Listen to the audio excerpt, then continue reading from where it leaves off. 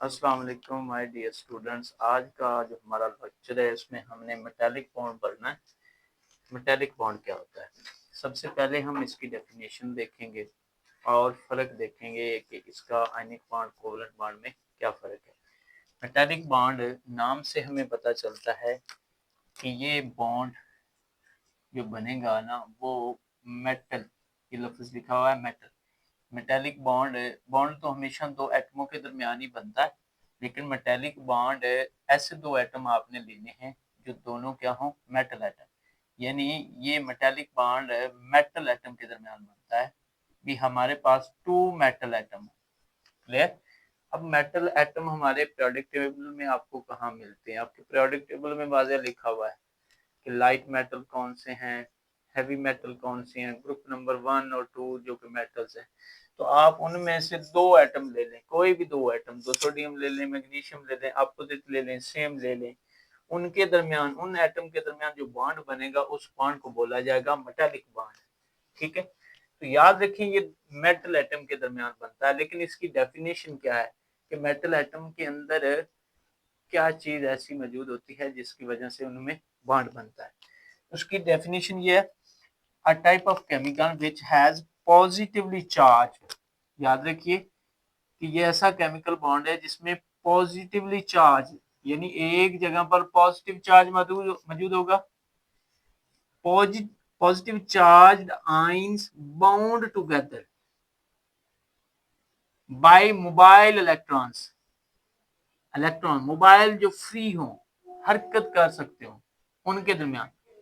यानी हमारे पास जो मेटेलिक बॉन्ड है वो किन किन के दरमियान बनता है? वो पॉजिटिवली चार्ज्ड कोई भी एटम, आइंस, क्लियर, किसके साथ बाउंड कर जाए, जुड़ जाए? मोबाइल इलेक्ट्रॉन के साथ। इलेक्ट्रॉन को मैंने माइनस साइन से शो किया है क्योंकि इलेक्ट्रॉन के जो ऊपर चार्ज होता है वो माइनस, यानी ये पॉजिटिवली चार्ज लाइन बाउंड कर जाए इस मोबाइल इलेक्ट्रॉन के साथ, तो हमारे पास जो बॉन्ड बन जाता है वो बॉन्ड कहलाता है मेटालिक बॉन्ड। अच्छा जी, एक और बात बताते हैं, मेटालिक कंपाउंड्स क्या होते हैं? जिन एटम के अंदर ना मेटालिक बॉन्ड पाया जाता है उन कंपाउंड्स को, उनके नतीजे में जो कंपाउंड्स बनते हैं उन कंपाउंड्स को मेटालिक कंपाउंड्स कहा जाता है। जिस तरह हमने पीछे पढ़ा आयनिक कंपाउंड्स क्या होते हैं, जिनमें आयनिक बॉन्ड पाया जाता है उन कंपाउंड्स को आयनिक कंपाउंड्स कहते हैं। इसी तरह हमने कोवलेंट कंपाउंड भी पढ़े हैं जिनमें कोवलेंट बॉन्ड पाया जाता है। तो मेटालिक कंपाउंड्स कौन से होंगे? जिनमें मेटल के दरमियान जो बॉन्ड पाएगा उसके नतीजे में जो कंपाउंड्स बनेंगे उन कंपाउंड्स को मेटालिक कंपाउंड्स कहेंगे। एक डायग्राम हम देखते हैं। हमारे पास ये पॉजिटिवली चार्ज्ड आयंस हैं, ठीक है, पॉजिटिवली चार्ज्ड आयंस है, ठीक है। उसके इर्द गिर्द क्या मौजूद है? बॉन्ड हुए हैं, जुड़े हुए हैं, किसके साथ? मोबाइल इलेक्ट्रॉन के साथ। ये इलेक्ट्रॉन उनके साथ बॉन्ड बने हुए, इस तरह के नतीजे में जो बॉन्ड्स बनेगा हमारे पास उस बॉन्ड्स को बोलेंगे मेटालिक बॉन्ड। अब मेटालिक बॉन्ड की स्ट्रेंथ के बारे में देखेंगे कि कौन सा, किसके अंदर, किन एटम के अंदर मेटालिक बॉन्ड स्ट्रॉन्ग होता है और किन के अंदर मेटालिक बॉन्ड कमजोर होता है। इसकी स्ट्रेंथ किसके ऊपर डिपेंड करती है? मेटालिक बॉन्ड की जो स्ट्रेंथ है ना वो डिपेंड करती है नंबर ऑफ पॉजिटिव चार्ज के ऊपर। कितने पॉजिटिव चार्ज मौजूद है किसके ऊपर? Present on the positive ions. ये जो हमारे पास पॉजिटिव आयन है उसके ऊपर कितने पॉजिटिव चार्ज मौजूद है उसके ऊपर डिपेंड करती है। दूसरे किसके ऊपर डिपेंड करती है? Number of mobile electrons, mobile electrons की तादाद के ऊपर। यानी पॉजिटिव चार्जेस के ऊपर डिपेंड कर रही है और मोबाइल इलेक्ट्रॉन के ऊपर डिपेंड कर रही है स्ट्रेंथ। यानी कहने का मतलब क्या है, हमारे पास एक एटम है उसके ऊपर पॉजिटिव चार्ज 1 है और एक दूसरा एटम है जिसके ऊपर पॉजिटिव चार्ज 2 है, ठीक है। वो कौन सा स्ट्रॉन्ग होगा? किसके अंदर मेटालिक बॉन्डिंग स्ट्रॉन्ग पाई जाएगी? नंबर पर डिपेंड करता है। जिसके अंदर चार्जेस ज्यादा हैं वो स्ट्रॉन्ग है, उनके अंदर मेटालिक बॉन्डिंग स्ट्रॉन्ग पाई जाती है, मजबूत है। तो याद रखिए, हम एक एग्जांपल देखते हैं। दूसरी चीज क्या? Number of mobile electrons. Mobile electrons की तादाद आपको पता नहीं चाहिए। जिसमें मोबाइल इलेक्ट्रॉन्स और नंबर ऑफ पॉजिटिव चार्जेस की तादाद ज्यादा होगी ना उनमें मेटालिक बॉन्ड स्ट्रॉन्ग पाया जाएगा। एग्जांपल देखते हैं, सोडियम एटम। अब सोडियम एटम आपको पता है इसका सिंबल Na11 इलेक्ट्रॉन्स होते हैं, इसके लास्ट शेल में एक इलेक्ट्रॉन है, तो इसका मतलब वो एक इलेक्ट्रॉन खारिज करेगा। एक मोबाइल इलेक्ट्रॉन है उसके पास, और चार्जेस कितने हैं, नंबर ऑफ पॉजिटिव चार्जेस कितने होंगे, वो भी एक होगा। इसी तरह हम देखते हैं मैग्नीशियम एटम को। मैग्नीशियम एटम का जो है Mg वो 12 एटॉमिक नंबर है, और उसके अंदर पॉजिटिव चार्जेस कितने मौजूद हैं, 2। इसके ऊपर वाले सोडियम के अंदर 1 है, इसके अंदर 2 है, इसके अंदर एक इलेक्ट्रॉन है, इसके अंदर 2 है। तो मुझे बताएं कौन सी चीज के ऊपर मेटालिक बॉन्ड मजबूत है, मैग्नीशियम एटम। उसके बाद हम ना कुछ प्रॉपर्टीज डिस्कस करेंगे मेटल्स की। हमारे पास ना कुछ प्रॉपर्टीज मैंने सेपरेट भी लिखी हैं। Metals are a good conductor of heat and electricity, ये बहुत इंपॉर्टेंट है। मेटल्स है गुड कंडक्टर्स हैं। कंडक्टर्स क्या होते हैं, जिनसे करंट गुजर जाता होता है, उन्हें चीज उनको क्या बोलते हैं, कंडक्टर। मेटल्स जो है ना good conductor of heat and electricity, यानी हीट और इलेक्ट्रिसिटी को ना अच्छी तरह कंडक्ट करते हैं। ठीक है, उसके बाद हम देखेंगे जो मेटल एटम्स होते हैं ना वो स्ट्रांगली हेल्ड टुगेदर होते हैं आपस में ना। ये बेटा याद रखिएगा, बहुत मजबूती से जुड़े होते हैं। ये नहीं, देखिए ये बहुत मजबूती से आपस में जुड़े हुए हैं, और अरेंज्ड किस तरीके से, बहुत मजबूती से जुड़े हुए हैं, और अरेंज किस फॉर्म में हुए, इन द फॉर्म ऑफ रोज। ये मैंने एक कतार बनाई, एक कतार, फिर दूसरी कतार में अरेंज, फिर तीसरी, फिर चौथी। अरेंज्ड किस में, इन द फॉर्म ऑफ रोज, किसके अबव ईच अदर, एक दूसरे के ऊपर नीचे अरेंज हुए। यानी हमारे पास है ये मेटल एटम है, और ये मजबूती के साथ आपस में एक दूसरे के साथ जुड़े हुए हैं, और एक दूसरे के ऊपर रो अबव ईच अदर।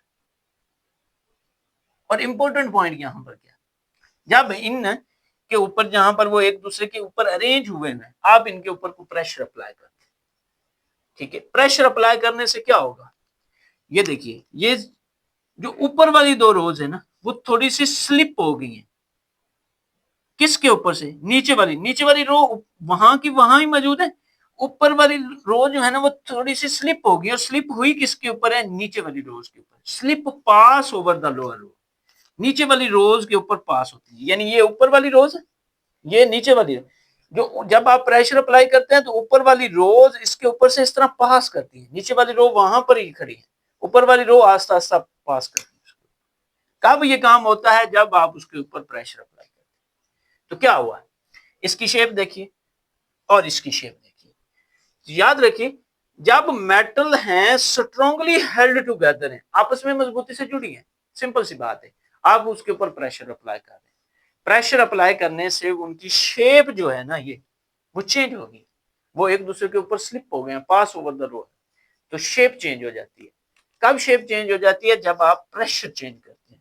यानी जब भी किसी मेटल एटम के ऊपर आप प्रेशर अप्लाई करते हैं तो उनकी शेप्स चेंज हो जाती है। उसके बाद कुछ इनकी और प्रॉपर्टीज हैं। मेटल जो होती हैं वो मेटालिक लस्टर होता है, मेटालिक चमक होती है, मेटालिक चमक होती है। यानी जब भी कोई न्यू सरफेस आ जाती है मेटल की, जिस तरह आपके पास आयरन है, लोहा है, थोड़ी सी उसकी सरफेस शाइन करती हुई नजर आपको आती है, तो उसकी वजह क्या है, उनके अंदर ये खूबी पाई जाती है। उसके बाद मेटालिक की थर्ड प्रॉपर्टी क्या है कि इनके मल्टिंग और बॉइलिंग पॉइंट्स ज्यादा होते हैं, high मल्टिंग and boiling points.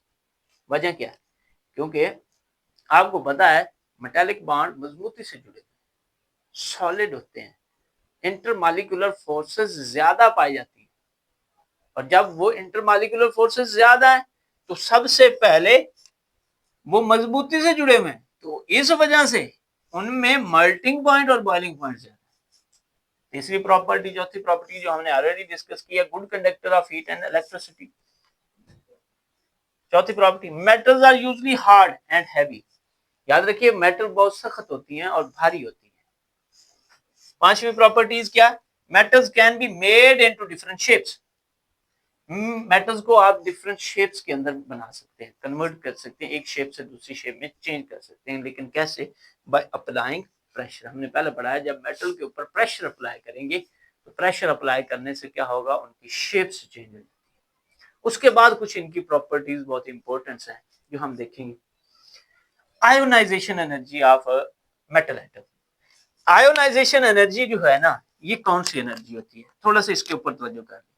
Ionisation energy क्या है, मतलब है ये ना मिनिमम अमाउंट ऑफ एनर्जी होती है, कम से कम अमाउंट ऑफ एनर्जी होती है जो किसी भी मेटल एटम या किसी भी एटम से आखिरी शेल में, आउटर मोस्ट शेल से इलेक्ट्रॉन्स खारिज करने के लिए, इलेक्ट्रॉन्स को निकालने के लिए, ठीक है, आखिरी शेल से आप इलेक्ट्रॉन को निकालने के लिए जो एनर्जी इस्तेमाल करते हैं ना, उस एनर्जी को आयोनाइजेशन एनर्जी कहते हैं। उसके बाद इनकी जो आयोनाइजेशन एनर्जी है ना मेटल एटम की, यहां पर इंपॉर्टेंट पॉइंट लो होती है। अब याद रखिए, आयोनाइजेशन एनर्जी थोड़ी है, तो आउटर इलेक्ट्रॉन जो उसके आखिरी शेल में इलेक्ट्रॉन्स मौजूद होते हैं ना, उनको खारिज करना, उनको रिलीज करवाना आसान होता है। यानी हमने अभी पढ़ा कि सोडियम एक मेटल एटम है, अगर इसकी आयोनाइजेशन एनर्जी है तो इसके इलेक्ट्रॉन्स टोटल कितने हैं कि 11 हैं, तो पहले में 2, फिर 8 और फिर 1, ये लास्ट शेल में इसके एक इलेक्ट्रॉन मौजूद है, ठीक है। अब इस इलेक्ट्रॉन्स को निकालना, यहां से इलेक्ट्रॉन्स को निकालना, यानी बाकी मैं 10 लिख दूं, एक इलेक्ट्रॉन यहां से रिमूव कर दिया, उसके ऊपर सोडियम के ऊपर प्लस चार्ज आ गया, तो इस एक इलेक्ट्रॉन को निकालना इजी है। वजह क्या? इसकी आयोनाइजेशन एनर्जी थोड़ी। तो आउटर इलेक्ट्रॉन जो लास्ट शेल में इलेक्ट्रॉन होता है, उसको निकालना बहुत इजी होता है। क्योंकि जो सोडियम मेटालिक एटम होते हैं ना, इनके आखिरी शेल पर इस एटम का न्यूक्लियस जिसके ऊपर पॉजिटिव चार्ज है, और इसके आखिरी शेल में मौजूद इलेक्ट्रॉन के दरमियान जो फोर्स ऑफ अट्रैक्शन है वो वीक होती है, यानी ये मजबूती से आपस में जुड़े हुए नहीं होते। Can not hold their electron firmly, बहुत मजबूती से इलेक्ट्रॉन को उसने पकड़ा नहीं होता, इस वजह से इन एटम से इलेक्ट्रॉन निकालना बहुत इजी होता है। और इस वजह से याद रखिए, जो मेटल है ना, उनके अंदर एक करैक्टर पाया जाता है जिनको बोलते हैं इलेक्ट्रोपॉजिटिव करैक्टर। याद रखिए वो क्या होता है कि मेटल ने हमेशा एक इलेक्ट्रॉन, 2 इलेक्ट्रॉन, जितने भी इलेक्ट्रॉन आखिरी शेल में मौजूद हो, वो इलेक्ट्रॉन उसने खारिज करने होते हैं, और खारिज करने पर उनके ऊपर जो चार्ज आ जाता है वो पॉजिटिव चार्ज आता है, जिस वजह से इन्हें कहा जाता है metals are in electropositive in nature. उसके बाद लास्ट फॉर एग्जांपल हमारे पास सोडियम एक मेटल एटम है, इसके इर्द गिर्द 8 इलेक्ट्रॉन सराउंड कर देते हैं आउटर इलेक्ट्रॉन में, और ये इलेक्ट्रॉन जो होते हैं इसके जो इलेक्ट्रॉन इसके इर्द गिर्द जो होते हैं वो फ्रीली मूव कर रहे होते हैं जहां पर इनको स्पेस मिलती है।